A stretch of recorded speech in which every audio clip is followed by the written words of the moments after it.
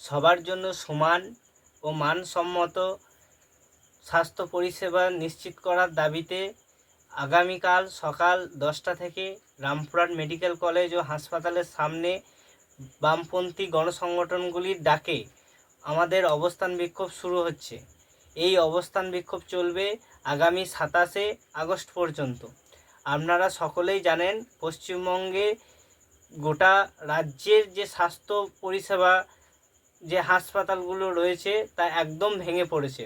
হাসপাতালগুলিতে ডাক্তার নাই, পর্যাপ্ত পরিমাণ নার্স টেকনিশিয়ানের অভাব রয়েছে, যে পরিমাণে যন্ত্রপাতি থাকা দরকার সেই পরিমাণ যন্ত্রপাতি নাই, ঔষধের প্রতিদিনের অভাব। এই সমস্ত সমস্যাগুলি থেকে রক্ষা পেতে, এই সমস্যাগুলি যাতে সমাধান হয়, তারই জন্য আমাদের এই আন্দোলন। আমাদের সকল স্তরের মানুষের কাছে আমরা আহ্বান জানাচ্ছি, আবেদন জানাচ্ছি যে আপনারা সকলেই এই আমাদের আন্দোলনে, আমাদের অবস্থান মঞ্চে আপনারা কাল আসুন এবং আমাদের আন্দোলনকে সফল করুন। নিজেদের প্রয়োজনে, সকলের প্রয়োজনে আপনারা আসুন।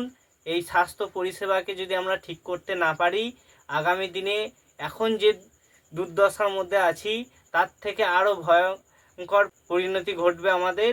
সেই পরিণতির হাত থেকে বাঁচতে এবং স্বাস্থ্য পরিষেবাকে